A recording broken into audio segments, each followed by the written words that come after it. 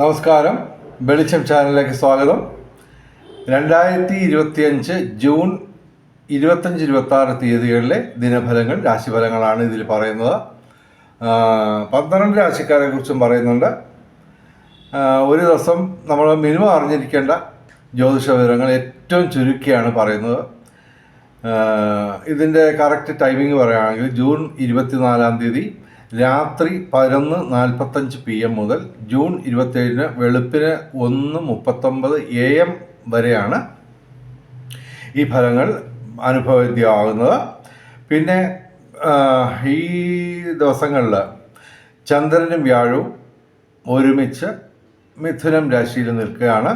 അപ്പോൾ ഗജകേസരി യോഗം. അപ്പോൾ ഈ 12 രാശിക്കാർക്കും അല്പം മെച്ചപ്പെട്ട ദിവസങ്ങളായിരിക്കും ഉള്ളത്. അതിൽ തന്നെ 5 രാശികൾക്ക് ഗുണാധിക്യം, അത് തന്നെ അവർക്ക് 6 ഗ്രഹങ്ങൾ വീതം, ഈ 5 രാശികൾക്ക് 6 ഗ്രഹങ്ങൾ വീതം ഡയറക്റ്റായിട്ട് അനുകൂലമായിട്ട് വരുന്നു.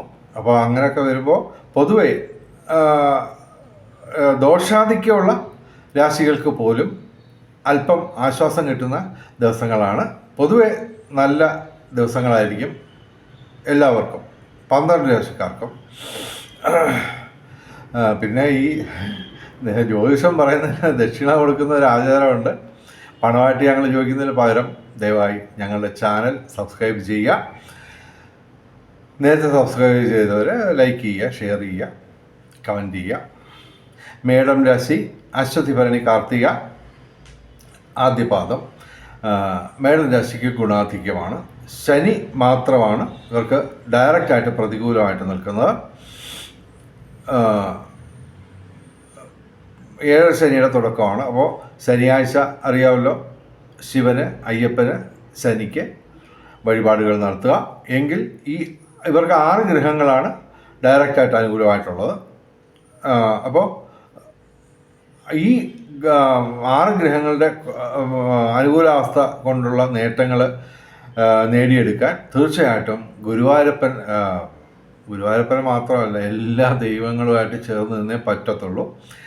അപ്പോൾ ഇവർക്ക് നിരവധി നേട്ടങ്ങളാണ്. ഇവർക്ക് വ്യാഴം പ്രതികൂലമല്ല, എന്നാൽ അനുകൂലമല്ല, ഗുണദോഷ സമ്മിശ്രമായിട്ട് ഫലം തരുന്നു. പക്ഷേ സൂര്യൻ ഇവർക്ക് 3-ാം ഭാവത്തിൽ അനുകൂലമായിട്ട് വരുന്നു. അപ്പോൾ തൊഴിൽ ലാഭം, സന്താന നേട്ടം, പിതൃഗുണം. പിന്നെ ശുക്രനും ബുധനും അനുകൂലമാണ്. അപ്പോൾ കലാസാഹിത്യ രംഗത്തും ഭൗതിക രംഗത്തും വിദ്യാഭ്യാസ രംഗത്തും ഒക്കെ ഉയർച്ചയുണ്ടാവും. ഭാഗ്യപരീക്ഷണങ്ങൾ ഇവർക്ക് സാധ്യത കാണുന്നു. കാരണം 11-ാം ഭാവത്തിൽ ലാഭസ്ഥാനത്താണ് രാഹു അഥവാ സർപ്പം നിൽക്കുന്നത്. അപ്പോൾ പൊതുവെ മേടം രാശിക്ക് ഗുണാധിക്യമാണ്. ഇനി ഇടവൻ രാശി, കാർത്തിക അവസാന 3 പാദം, രോഹിണി, മകയിരം ആദ്യ 2 പാദം. ഇടവൻ രാശിക്ക് ഗുണദോഷ സമ്മിശ്രമാണ്. ഇവർക്ക് വ്യാഴവും ശനിയും ഒക്കെ അനുകൂലമാണ്. 2-ാം ഭാവത്തിൽ ഗജകേസരി യോഗം രൂപീകരിക്കപ്പെട്ടിരിക്കുന്നു. അതുപോലെ തന്നെ ധനസ്ഥാനത്ത്. അപ്പോൾ അതുപോലെ തന്നെ 11-ാം ഭാവത്തിൽ ലാഭസ്ഥാനത്ത് ശനിയും നിൽക്കുകയാണ്. അപ്പോൾ സർവകാര്യ വിജയം, സർവവിധ സൗഭാഗ്യം, ഭൗതിക സുഖങ്ങൾ, പിന്നെ തീർച്ചയായിട്ടും ധനവരവ് ഇവർക്ക് കൂടിയിരിക്കും. പക്ഷേ ചൊവ്വാഴ്ച ഇവർ മുരുകക്ഷേത്രത്തിൽ വഴിപാടുകൾ നടത്തുക. ചൊവ്വ മാത്രമാണ് ഇവർക്ക് ഡയറക്റ്റായിട്ട് പ്രതികൂലമായിട്ടുള്ളത്. 3 ഗ്രഹങ്ങൾ ടോട്ടൽ ഇവർക്ക് ഡയറക്റ്റായിട്ട് അനുകൂലമായിട്ടുള്ളൂ. എങ്കിലും തീർച്ചയായിട്ടും ഇവർക്ക് ഗുണദോഷ സമ്മിശ്രത്തിൽ തന്നെ അല്പം ഗുണാധിക്യമുള്ള ദിവസങ്ങളാണ്. സർവകാര്യ വിജയം, ഇവരേർപ്പെടുന്ന ഏത് കാര്യത്തിലും ഒരു വിജയസാധ്യത നിലനിൽക്കുകയാണ്. ഇടവൻ രാശിക്ക് ഗുണദോഷ സമ്മിശ്രത്തിൽ തന്നെ അല്പം ഗുണാധിക്യമുള്ള ദിവസങ്ങളാണ്. ഇനി മിഥുനം രാശി, മകയിരം അവസാന 2 പാദം, തിരുവാതിര, പുണർദം ആദ്യ 3 പാദം. മിഥുനം രാശിക്ക് സൂര്യൻ, വ്യാഴം, ശനി പ്രധാനപ്പെട്ട 3 ഗ്രഹങ്ങൾ ഡയറക്റ്റായിട്ട് പ്രതികൂലമാണ്. എങ്കിലും ഇവർക്ക് 6 ഗ്രഹങ്ങൾ ഡയറക്റ്റായിട്ട് അനുകൂലവുമാണ്. അപ്പോൾ ഇവർക്ക് ഗുണാധിക്യം ഞങ്ങൾ പറയുന്നു. എങ്കിലും ഞായറാഴ്ച ശിവന്, വ്യാഴാഴ്ച വിഷ്ണുവിന്, ശനിയാഴ്ച ശനിക്ക്, അയ്യപ്പന്, ശിവന് വഴിപാടുകൾ നടത്തി ഈശ്വരനുമായിട്ട് ചേർന്ന് നിന്ന് കഴിഞ്ഞാൽ ഈ 6 ഗ്രഹങ്ങളുടെ കൂടിച്ചേരലിൻ്റെ ഗുണഫലങ്ങൾ പരമാവധി ഇവർക്ക് നേട്ടം കൊണ്ട് വരും. ഇവർക്ക് ശുക്രനും ബുധനും അനുകൂലമാണ്. അപ്പോൾ കലാസാഹിത്യ രംഗത്തും ബൗദ്ധിക രംഗത്തും വിദ്യാഭ്യാസ രംഗത്തും ഒക്കെ ഉയർച്ച ഉണ്ടാവും. പിന്നെ ചൊവ്വ ഇവർക്ക് അനുകൂലമാണ്, 3-ാം ഭാവത്തിൽ അനുകൂലമായിട്ട് നിൽക്കുന്നു. അപ്പോൾ കൃഷി, റിയൽ എസ്റ്റേറ്റ് മേഖലയിൽ ഉയർച്ചയുണ്ടാവും. നിയമപരമായ പ്രശ്നങ്ങളിൽ അനുകൂലമായിട്ടുള്ള മാറ്റം ഉണ്ടാവും. അതുപോലെ തന്നെ രാഷ്ട്രീയ രംഗത്തും പൊതുരംഗത്തും ഒക്കെ ഉയർച്ചയുണ്ടാവും. തീർച്ചയായിട്ടും കേതു 3-ാം ഭാവത്തിൽ, സർപ്പം ഭാഗ്യസ്ഥാനത്ത്, ഇവർക്ക് ഭാഗ്യ പരീക്ഷണങ്ങളിലൊക്കെ അനുകൂലമായിട്ടുള്ള നേട്ടങ്ങൾ ഉണ്ടാകാനുള്ള സാധ്യതയുണ്ട്. ഇനി കർക്കിടകം രാശി, പുണർദം അവസാന പാദം, പൂയായില്യം. കർക്കിടകം രാശിക്ക് അല്പം ദോഷാധിക്യമുള്ള ദിവസമാണ്. കാരണം ഒരു ഗ്രഹവും ഡയറക്റ്റായിട്ട് അനുകൂലമായിട്ടില്ലെന്ന് മാത്രമല്ല, സർപ്പം, സൂര്യൻ, വ്യാഴം, ബുധൻ ഇവയൊക്കെ 5 ഗ്രഹങ്ങൾ ഡയറക്റ്റായിട്ട് പ്രതികൂലമായിട്ട് നിൽക്കുന്നു. അപ്പോൾ ആഴ്ചയിൽ എല്ലാ ദിവസവും പ്രധാനമായിട്ടും ശിവക്ഷേത്രത്തിൽ, അതും പാർവതി സമേതനായ ശിവനുള്ള ക്ഷേത്രങ്ങളിൽ ഇവർ വഴിപാടുകൾ നടത്തുക. വ്യാഴാഴ്ച മഹാവിഷ്ണുവിന്, ബുധനാഴ്ച ശ്രീകൃഷ്ണന്, ഞായറാഴ്ച ശിവന്, പിന്നെ ആഴ്ചയിൽ 7 ദിവസവും സർപ്പപ്രതിഷ്ഠയുള്ള ക്ഷേത്രങ്ങളിൽ വഴിപാടുകൾ നടത്തുക. വഴിപാട് നടത്തിയില്ലെങ്കിലും ദർശനം നടത്തിയിരിക്കണം. അപ്പോൾ ഈശ്വരനുമായിട്ട് ചേർന്ന് നിന്ന് ഇവർക്ക് ഈ ദോഷാധിക്യം മറികടക്കാൻ പറ്റട്ടെ. ഗുരുവായൂരപ്പൻ അനുഗ്രഹിക്കട്ടെ എന്ന് ആത്മാർത്ഥമായിട്ട് പ്രാർത്ഥിക്കുന്നു. ഇനി ചിങ്ങം രാശി, മകം പൂര ഉത്രം ആദ്യപാദം. ഇവർക്ക് 5 ഗ്രഹങ്ങൾ പ്രതികൂലമാണെങ്കിലും 4 ഗ്രഹങ്ങൾ ഡയറക്റ്റായിട്ട് അനുകൂലമായിട്ട് വരുന്നു. അപ്പോൾ അവർക്ക് 11-ാം ഭാവത്തിലെ ലാഭസ്ഥാനത്ത് ചന്ദ്രനും വ്യാഴവും കൂടി ഗജകേസരി യോഗം നിർമ്മിക്കുകയാണ്. അപ്പോൾ ഈ 5 ഗ്രഹങ്ങൾ ഡയറക്റ്റായിട്ട് പ്രതികൂലമായിട്ട് പോലും ഇവർക്ക് അത്യാവശ്യം ഗുണം നേടുന്ന ദിവസങ്ങളാണ്. അതിൻ്റെ കൂടെ ശുക്രനും അനുകൂലമാണ്. അപ്പോൾ ധനവരവ് ഉറപ്പായി. ഓക്കെ, ധനവരവ് തീർച്ചയായിട്ടും ഉറപ്പായി. ഭൗതിക സുഖങ്ങൾ, പിന്നെ തൊഴിൽ ലാഭം, പിതൃഗുണം, സന്താന നേട്ടം, വിവിധ സ്രോതസ്സിൽ നിന്ന് ധനവരവ്, അത് പ്രധാനമായിട്ട് ഞങ്ങൾ എടുത്തു പറയുന്നു. പക്ഷേ ഇവർക്ക് ആഴ്ചയിൽ 7 ദിവസവും ക്ഷേത്രദർശനം നടത്തി വെക്കൂ. ശനിയാഴ്ച, കാരണം അഷ്ടമശനിയാണ്, അപ്പോൾ നിർബന്ധമായിട്ടും ശനിയാഴ്ച വ്രതമെടുത്ത് ശിവന്, അയ്യപ്പന്, ശനിക്ക് വഴിപാടുകൾ നടത്തുക. പിന്നെ ചൊവ്വാഴ്ച മുരുകന്, ബുധനാഴ്ച ശ്രീകൃഷ്ണന്, അതുപോലെ തന്നെ 7 ദിവസവും സർപ്പപ്രതിഷ്ഠയുള്ള ക്ഷേത്രങ്ങളിൽ ദർശനമെങ്കിലും നടത്തുക. തീർച്ചയായിട്ടും ഇവർക്ക് ഈ 11-ാം ഭാവത്തിൽ ലാഭസ്ഥാനത്ത് വന്നിരിക്കുന്ന ഗജകേസരി യോഗത്തിൻ്റെ ഒരു ഫലം പൂർണ്ണമായിട്ടും ഇവർക്ക് നേടിയെടുക്കാൻ പറ്റും. ഇതൊരു നല്ല അവസരമാണ്, കളഞ്ഞു കുളിക്കരുത്. ഓക്കെ, ഇനി കന്നിരാശി എന്ന് പറയുമ്പോൾ ഉത്രം അവസാന 3 പാദം, അത്തം ചിത്തിര ആദ്യ 2 പാദം. കന്നിരാശിക്ക് ഗുണാധിക്യമാണ്. എങ്കിലും ശനി ഇവർക്ക് പ്രതികൂലമായിട്ട് നിൽക്കുന്നു. 7-ാം ഭാവത്തിലാണ്. ദാമ്പത്യ ജീവിതത്തിൽ അസ്വാരസ്യങ്ങളൊക്കെ ഉണ്ടാവാം. അത് വിവേകപൂർവ്വം പരിഹരിക്കുക. ചൊവ്വാഴ്ച മുരുകക്ഷേത്രത്തിൽ ദർശനം നടത്തുക. വെള്ളിയാഴ്ച ഗണപതി ക്ഷേത്രത്തിൽ, അതുപോലെ തന്നെ പറ്റുമെങ്കിൽ ചാമുണ്ഡി ക്ഷേത്രത്തിലും വഴിപാടുകൾ നടത്തുക വെള്ളിയാഴ്ച. പിന്നെ ഇവർക്ക് 6 ഗ്രഹങ്ങൾ അനുകൂലമായിട്ട് വരുന്നു. സൂര്യൻ ഇവർക്ക് അനുകൂലമായിട്ട് വരുന്നു. അതാണ് പ്രധാനമായിട്ടുള്ള ഒരു പ്രത്യേകത. 10-ാം ഭാവത്തിൽ, കർമ്മഭാവത്തിൽ ഗജകേസരി യോഗം രൂപീകരിക്കപ്പെട്ടിരിക്കുന്നു. അപ്പോൾ ഇവർക്ക് ഭൗതിക സുഖങ്ങൾ പ്രധാനമായിട്ടും, അതുപോലെ തന്നെ സൂര്യൻ ഇവിടെ അനുകൂലമാണ്. അപ്പോൾ കർമ്മഭാവത്തിൽ സൂര്യൻ വരുമ്പോൾ തീർച്ചയായിട്ടും തിരക്ക് പിടിച്ച ഒരു തൊഴിൽ രംഗമായിരിക്കും നിങ്ങൾക്ക് ഉണ്ടാവുക. പക്ഷേ അതിൽ നിന്ന് നിങ്ങൾക്ക് നേട്ടം കൊയ്യാൻ പറ്റും. അതുപോലെ തന്നെ ഗജകേസരി യോഗത്തോടുകൂടി ചന്ദ്രനും വ്യാഴവും നിൽക്കുന്നു. അപ്പോൾ ഇവർക്ക് ഭൗതിക സുഖങ്ങൾ, ധനവരവ് ഒക്കെ ഇവർക്ക് പ്രതീക്ഷിക്കാം. പിന്നെ ശുക്രനും ബുധനും അനുകൂലമാണ്. അപ്പോൾ കലാസാഹിത്യ രംഗത്തും ഭൗതിക രംഗത്തും വിദ്യാഭ്യാസ രംഗത്തും ഒക്കെ ഉയർച്ച ഉണ്ടാവും. ഭാഗ്യപരീക്ഷണങ്ങളിൽ ഇവർക്ക് നേട്ടം ഉണ്ടാകാനുള്ള സാധ്യതയാണ് കാണുന്നത്. 6ാം ഭാവത്തിൽ രാഹു സർപ്പം അനുകൂലമായിട്ട് നിൽക്കുന്നു. പൂർവിക സ്വത്ത് ലഭിക്കാനുള്ള സാധ്യത, സർപ്പവും സൂര്യനും അനുകൂലം. അപ്പോൾ പൂർവിക സ്വത്ത് ലഭിക്കാം, അതുവഴി നേട്ടം ഉണ്ടാവാം. പൊതുവെ കന്യരാശിക്ക് ഗുണാധിക്യമാണ് കാണുന്നത്. ഇനി തുലാം രാശി, ചിത്തിര അവസാന 2 പാദം, ചോതി വിശാഖം ആദ്യം 3 പാദം. തുലാം രാശിക്ക് ഗുണാധിക്യമാണ് കാണുന്നത്. ഡയറക്റ്റായിട്ട് പ്രതികൂലമായിട്ട് ഒരു ഗ്രഹവുമില്ല. ഇവർക്ക് ഭാഗ്യസ്ഥാനത്ത് വ്യാഴവും ചന്ദ്രനും ഒരുമിച്ച് നിൽക്കുന്നു. ഗജകേസരി യോഗം രൂപീകരിക്കപ്പെട്ടിരിക്കുന്നു.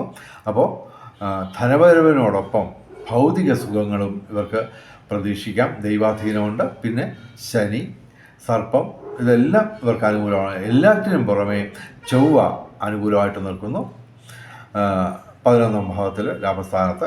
അപ്പോൾ തീർച്ചയായിട്ടും കൃഷി, റിയൽ എസ്റ്റേറ്റ് മേഖലയിൽ നേട്ടം ഉണ്ടാവും.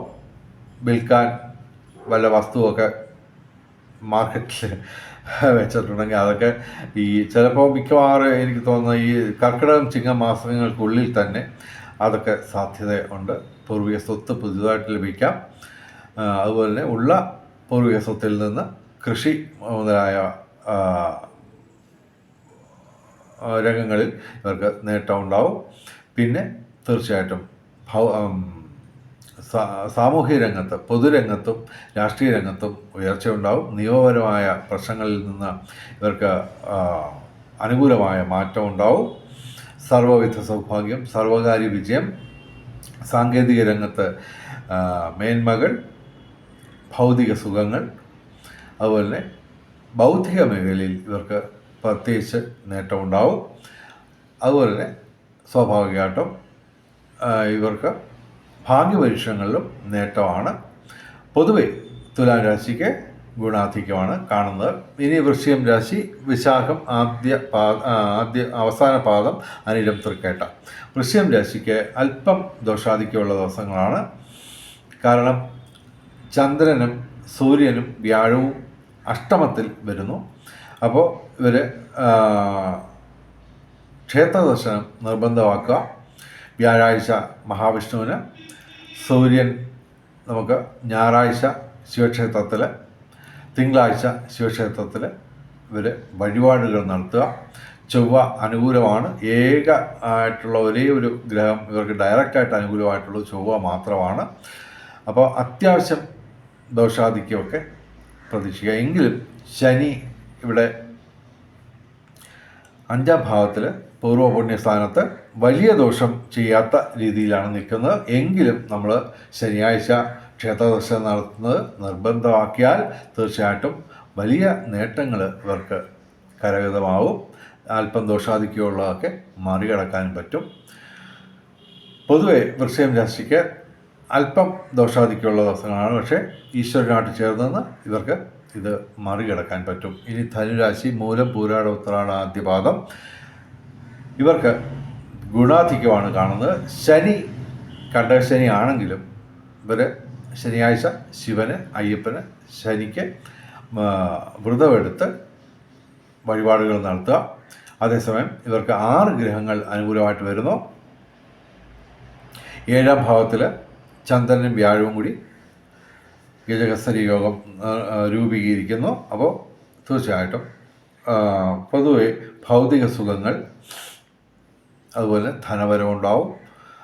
വിവിധ സ്രോതസ്സിൽ നിന്ന് ധനവരവുണ്ടാവും. ശുക്രനുമൊക്കെ അനുകൂലമാണ് 5ാം ഭാവത്തിൽ. അപ്പോൾ ഇവർക്ക് പൊതുവെ 5ാം ഭാവത്തിലാണ് വ്യാഴവും, 7ാം ഭാവത്തിലാണ് വ്യാഴം. അപ്പോൾ ദാമ്പത്യ സുഖം, വിവാഹം കാത്തു നിൽക്കുന്ന യുവതി യുവാക്കൾക്ക് നേട്ടമുണ്ടാവും. അതുപോലെ തന്നെ പ്രേമകാര്യങ്ങളിൽ ഇവർക്ക് വിജയമുണ്ടാവും. പിന്നെ സർപ്പം, രാഹു അനുകൂലമാണ്. അപ്പോൾ പൂർവിക സ്വത്ത് ലഭിക്കാം. പൂർവിക സ്വത്തിൽ നിന്ന് കൃഷി റിയൽ എസ്റ്റേറ്റ് മേഖലയിൽ നേട്ടം ഉണ്ടാവാം.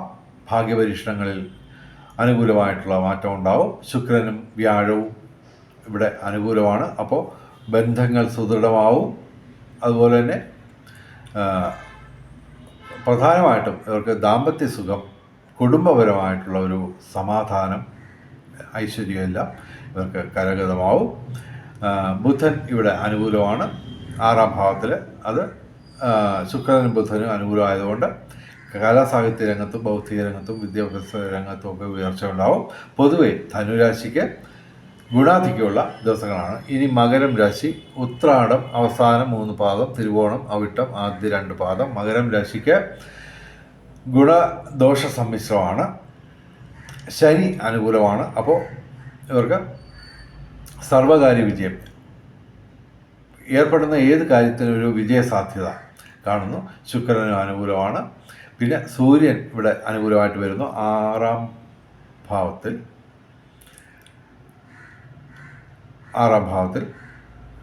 അപ്പോൾ ഇവിടെ ചന്ദ്രനും വ്യാഴവും ഗജകേസരി യോഗം നിർമ്മിക്കുന്നെങ്കിലും വ്യാഴം ഇവിടെ പ്രതികൂലമായിട്ട് വരികയാണ്. അപ്പോൾ അതിൻ്റെ ഒരു ദോഷാധിക്യം അങ്ങ് കുറയുന്നു അവിടെ ഗജകേസരി യോഗം വന്നതുകൊണ്ട്.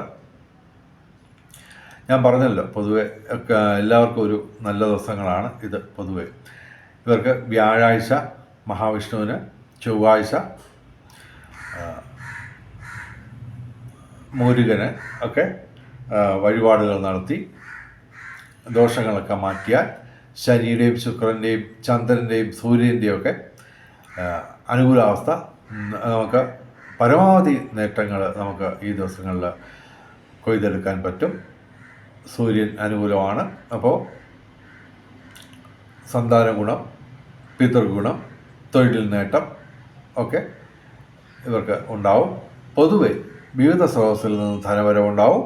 സാങ്കേതിക രംഗത്ത് മികവുകൾ പ്രകടിപ്പിച്ച് ഇവർക്ക് വിസ്മയങ്ങൾ സൃഷ്ടിച്ച് ഇവർക്ക് നേട്ടങ്ങൾ കൊയ്യാൻ പറ്റും. മകരം രാശിക്ക് ഗുണദോഷ സമ്മിശ്രത്തിൽ തന്നെ അല്പം ഗുണാധിക്യമുള്ള ദിവസങ്ങളാണ് ശനിയും സൂര്യൻ്റെയും അനുകൂല ഭാവം കൊണ്ട്. ഓക്കെ, ഇനി കുംഭൻ രാശി. അവിട്ടം അവസാനം 2 പാദം, ചതയം പൂരിട്ടാതി ആദ്യം 3 പാദം. കുംഭൻ രാശിക്ക് ഗുണദോഷ സമ്മിശ്രമാണ്.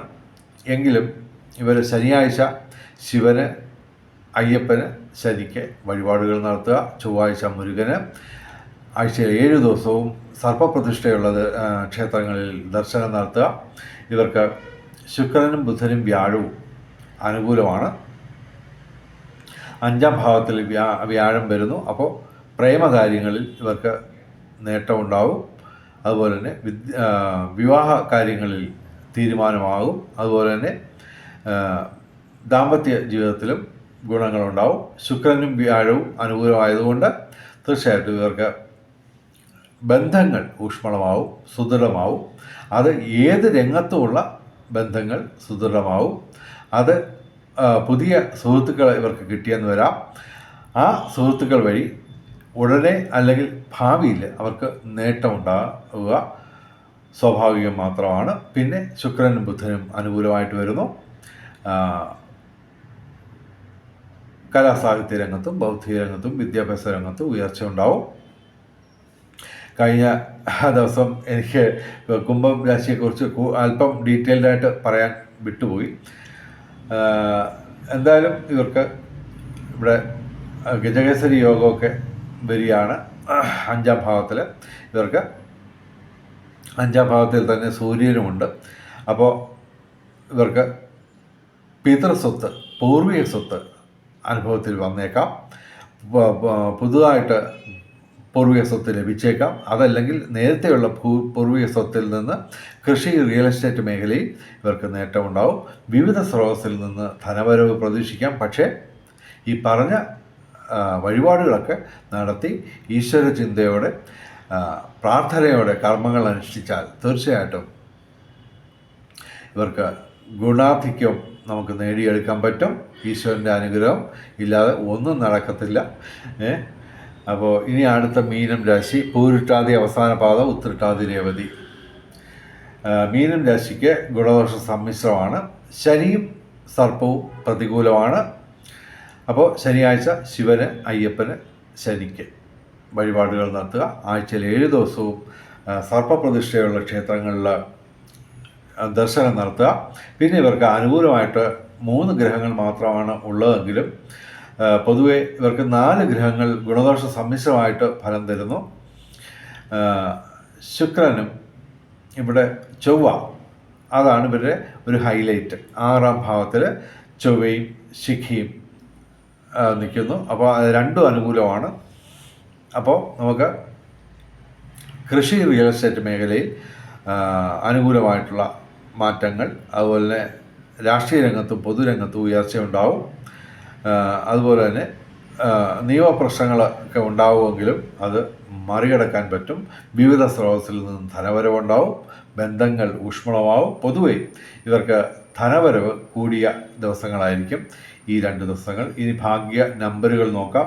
25/6/2025 4 ഏറ്റവും വലിയ ഭാഗ്യസംഖ്യ. 7, 5, 2, 9, 8 ഇവയും ഭാഗ്യസംഖ്യകളാണ്. 26/6/2025 5 ഏറ്റവും വലിയ ഭാഗ്യസംഖ്യ. 8, 6, 2, 9, 5 ഇവയും ഭാഗ്യസംഖ്യകളാണ്. ബ്രഹ്മമുഹൂർത്തം നോക്കാം. 25, 26 തീയതികളിൽ രാവിലെ 4:34 AM മുതൽ 5:22 AM വരെയാണ്.